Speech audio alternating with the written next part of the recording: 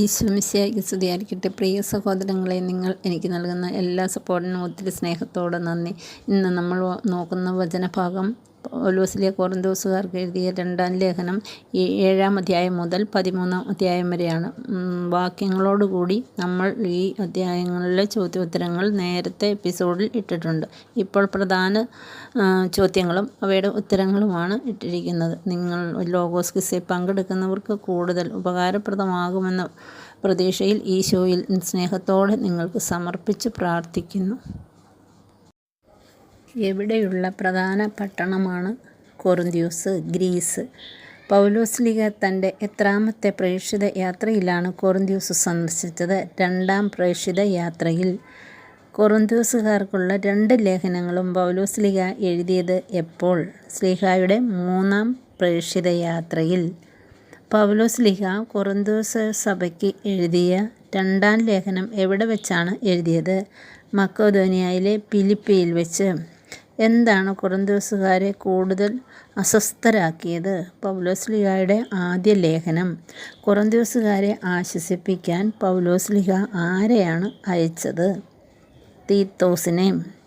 കൊറിന്ത്യസുകാർക്ക് എഴുതിയ 2-ാം ലേഖനത്തിൻ്റെ പ്രത്യേകത എന്താണ്? സുവിശേഷ പ്രവർത്തനവും അപ്പസ്തോലൻ്റെ വ്യക്തിപരമായ ജീവിതവും. 2-ാം ലേഖനത്തിൻ്റെ അവസാന ഭാഗം എന്താണ്? അപ്പസ്തോലനെ വ്യക്തിപരമായി വിമർശിച്ചവർക്കുള്ള മറുപടി.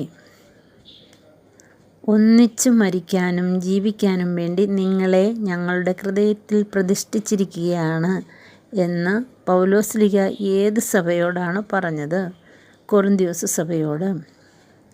എവിടെ ആയിരിക്കുമ്പോഴാണ് വിശ്രമമില്ലാതിരുന്നതും ക്ലേശങ്ങൾ സദാ അലട്ടിക്കൊണ്ടിരുന്നുവെന്നും പൗലോസ്ലീഹ കൊറിന്ത്യസ് സഭയ്ക്ക് എഴുതിയ 2-ാം ലേഖനത്തിൽ പറയുന്നത്? മക്കെദോനിയയിൽ ആയിരിക്കുമ്പോൾ.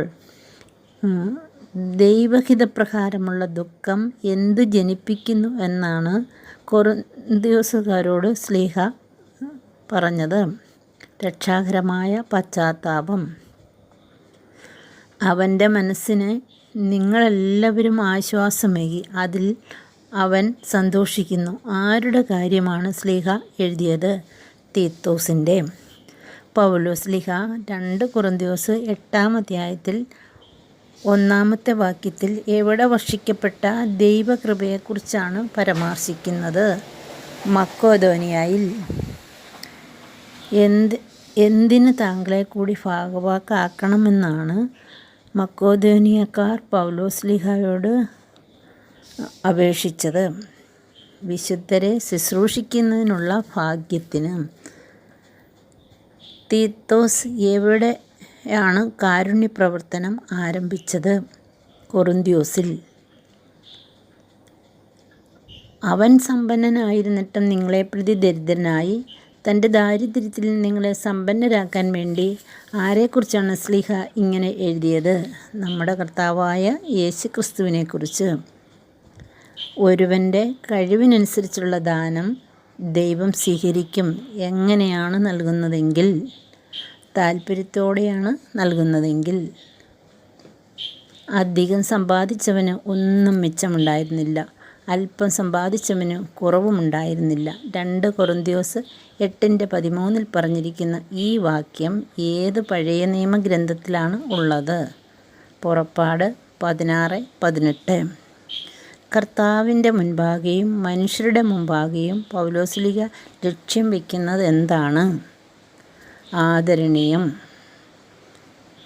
2 കൊറിന്ത്യസ് 9-ാം അധ്യായത്തിലെ ശീർഷകമേത്?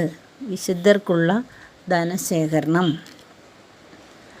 കർത്താവിൻ്റെ മഹത്വവും ഞങ്ങളുടെ സന്മനസ്സും വെളിവാക്കേണ്ടതിന് ഞങ്ങൾ നിർവഹിക്കുന്ന കാരുണ്യപ്രവർത്തനങ്ങളിൽ ഞങ്ങളുടെ സഹകാരിയായ സഭകളാൽ നിയോഗിക്കപ്പെട്ടവനാണ് ഈ സഹോദരൻ. ആരെക്കുറിച്ചാണ് സ്ലീഹ ഇങ്ങനെ എഴുതിയത്? തീത്തോസിൻ്റെ സഹചാരിയെക്കുറിച്ച്.